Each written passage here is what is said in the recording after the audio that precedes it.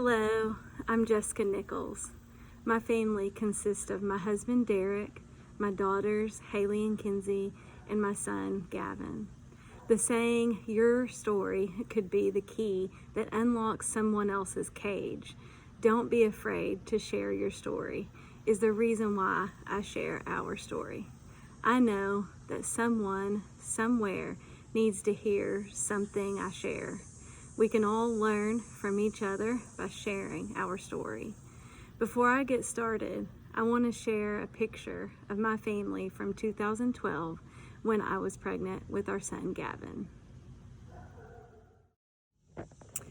That was Easter of 2012, when life was innocent.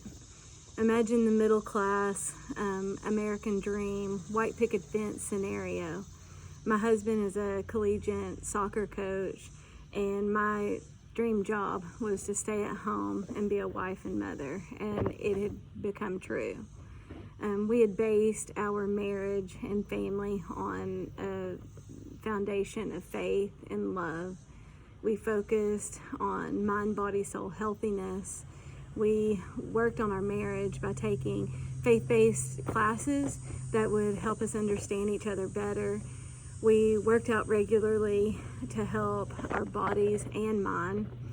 And before becoming pregnant with our son Gavin, I actually set a goal for myself, and I ran my first half marathon ever. That picture from Easter of 2012 was life-changing.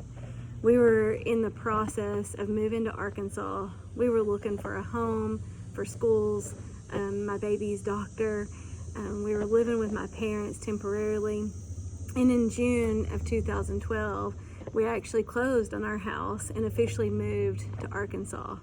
Haley was 5, Kinsey was 4, and I was 32 weeks pregnant with Gavin. Life as we knew it was only going in an upward swing in that picture. Family and friends surrounded us with our move from Kansas to Arkansas. At the same time, I was put on couch rest.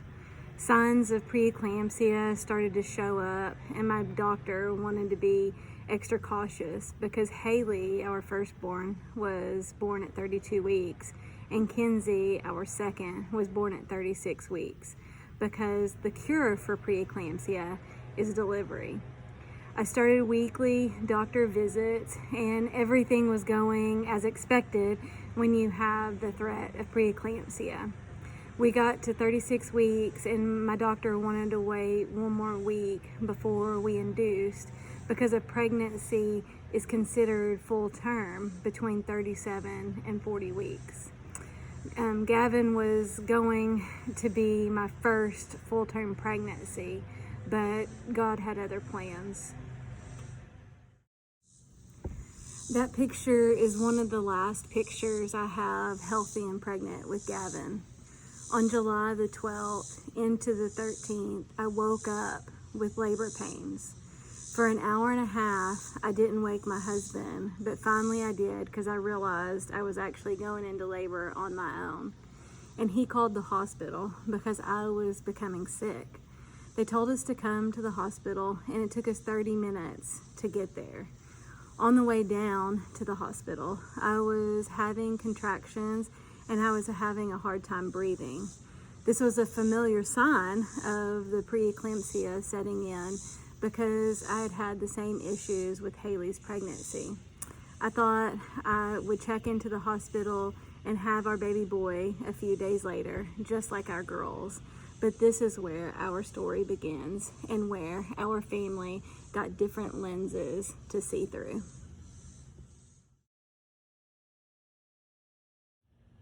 That picture was taken on July 13th, 2012, when we got checked in the hospital. I was having regular contractions and everything was processing like it should, but something was different this time. I told the nurse that I was having labor back pains, to which I had had with the girls, but this time it was different. I was having pain between my shoulder blades. As this pain worsened between my shoulder blades, the nurse took my concerns seriously and talked with the doctors. In the meantime, my left arm was going numb and I was still in labor.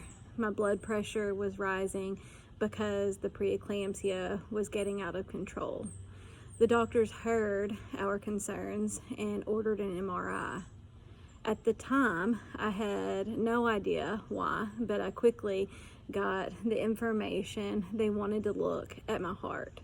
All the signs were pointing to heart issues. What didn't make sense was that I was a healthy 31-year-old with a healthy pregnancy.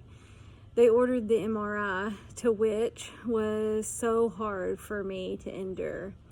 They had you flat on your back, making you be still while having contractions is no easy task, and they stick you in a tube. The only way I got through that was a lot of prayer. When I came out, I said I was not doing that again.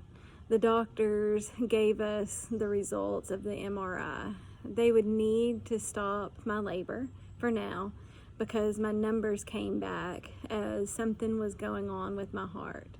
They couldn't see blockage and everything looked healthy, but until they could figure out what was going on, my labor needed to stop. Over the next 2 days, they had doctors and medical teams formed to handle my case. They talked with us about me moving to the CCU so they could figure out and focus on my heart. But what they also told us was that there would be visiting hours in that unit. All of my family and friends and even my husband would have visiting hours. I would not go because I wanted my husband with me. It took several attempts from the doctors, but until they agreed my husband didn't have to leave, I was not going. They finally agreed to allow him an all-access pass, and he could stay by my side. I knew I didn't want to go anywhere without my husband. I knew he would have my back, and he was my biggest supporter. So it was at that point we moved to the CCU department. Once we got moved to the CC unit, the doctors wanted to do different tests to see what was going on with my heart, and with each discussion, my concern was how it would affect Gavin. More times than not, they couldn't guarantee if he would be affected, so I wasn't willing to do the tests. At this point, I felt like it was a battle of wills in respect to I wanted to protect my unborn, perfectly healthy, almost full-term child, and the doctors needed answers to what was going on with my heart before I could proceed with labor and delivery. It was getting late into the night of Saturday, July 14th, and no tests or labor had happened. My husband and I, were getting settled in for the night, and sickness hit me like a ton of bricks. Again, it was the shortness of breath, and I thought I was going to throw up. My husband, Derek, grabbed the sick bucket and called for a nurse while I tried to sit up in the bed and catch a deep breath. But it was like I was drowning. I couldn't get a deep breath. I couldn't get a breath at all. I was struggling, trying to open my chest just to catch some air. From the time I started feeling sick to the time I could catch my breath, it was minutes. But those minutes, I've never been so scared. I remember hospital staff flooding in my room, and this is when I say I went to sleep or passed out, but this is when the medical team tells me that I'm medically coded. At this point in our story, I can't speak for what happened next, but I can tell you what my husband, my family, and my doctors have told me. Later on that Saturday night, when I medically coded and the medical team started flooding in, trying to figure out what was going on, they posed a question to my husband on what he wanted them to do. They said they could do an emergency C-section and take Gavin, and he would then go to the children's hospital and I would likely die. Or they could put me on life support, run tests to see what was going on, and move on from there. Derek said all he could say was, I want both. And then that's when the medical team put me on life support. They had Derek sign papers for them to run tests to see what was going on, and they took me to do the tests. Derek had to call my family in, and everyone met at the hospital.